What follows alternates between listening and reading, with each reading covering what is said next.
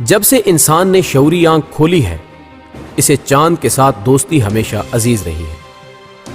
چاند جو کہ ہماری زمین سے سورج کے بعد سب سے زیادہ روشن نظر آتا ہے، کا حسن اور خوبصورتی بھی ہمیشہ مظاہر فطرت کے دلدادہ لوگوں اور شاعران عظام کے نزدیک ہمیشہ ایک دلچسپ استعارہ رہا ہے۔ شاید یہ بات بھی ناظرین کے لیے دلچسپی کی حامل ہو کہ چاند کے بعد سب سے روشن سیارہ زہرہ ہے جسے زمین سے دیکھا جا سکتا ہے، لیکن آج کا چونکہ ہمارا موضوع سخن صرف چاند ہے، سو ہم اسی تک محدود رہتے ہوئے اپنے ناظرین کو اس کے بارے میں معلومات دینے کی کوشش کریں گے۔ لیکن اس سے قبل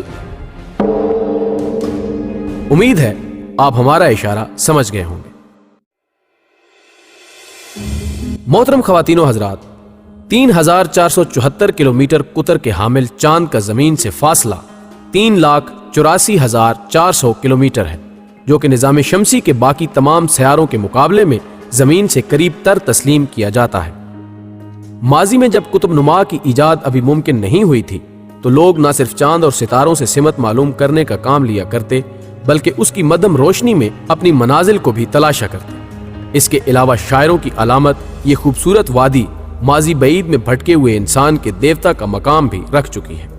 بلکہ زمانہ حال میں بھی بعض نظریہ ہائے فکر ایسے ہیں جو آج بھی چاند کو دیوتا کا مقام دیتے ہیں۔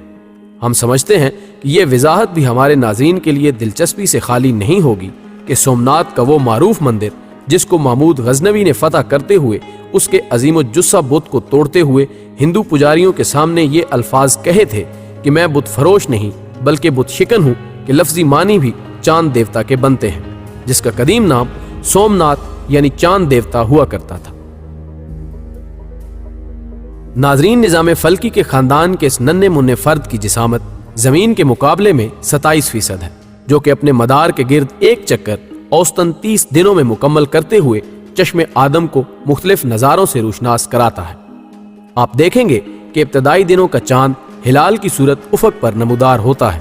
اور پھر اپنے بچپن کی منازل طے کرتے ہوئے جب یہ لڑکپن میں قدم رکھتا ہے تو صاحبان علم و نظر اسے قمر کا نام دیتے ہیں،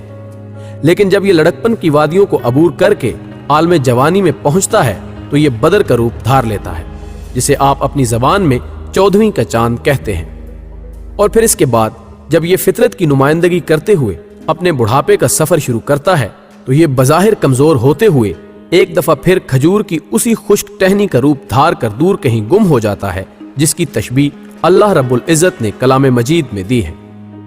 انسان صدیوں سے روشنی کی اس علامت کے اس طرز سفر سے وقت کو ناپتا آیا ہے، اور یہی وجہ ہے کہ نہ صرف ماضی بعید بلکہ لمحہ موجود میں بھی نہ صرف ہم بلکہ دنیا کے دیگر ممالک بھی قمری کیلنڈر کا سہارا لیتے ہوئے اپنے ماہانہ اور سالانہ وقت کا تعین کرتے ہیں۔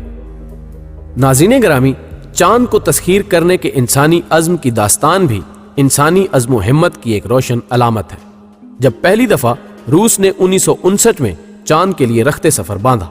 اور پھر 16 جولائی 1969 خلائی سفر کا وہ تاریخ ساز دن ہے جب اپولو 11 کے مشن کی کامیابی کی صورت میں بظاہر رخ محبوب کی طرح روشن نظر آنے والے اس بے آب و گیا سیارے پر قدم رکھتے ہوئے چاند کی سطح پر اپنا پرچم گاڑ دی،